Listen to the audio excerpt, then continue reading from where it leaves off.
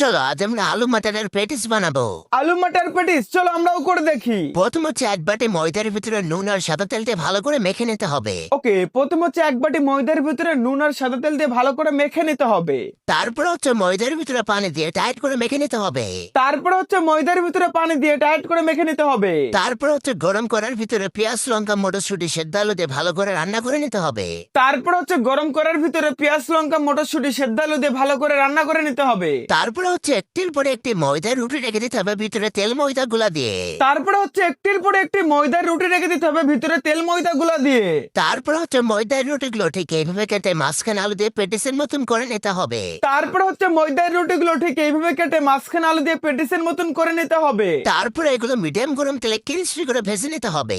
তারপরে এগুলো মিডিয়াম গরম তেলে ক্রিস্পি করে ভেজে নিতে হবে। তারপরে তৈরি হয়ে যাবে ভেরি টেস্টি আলু মটরের প্যাটিস। তারপরেই তৈরি হয়ে যাবে ভেরি টেস্টি আলু মটরের প্যাটিস। আর এটা কিন্তু জাস্ট অসাধারণ ছিল, কোনো দোকানের প্যাটিস এর সাথে পারবেন, একবার ট্রাই করে দেখতে পারো।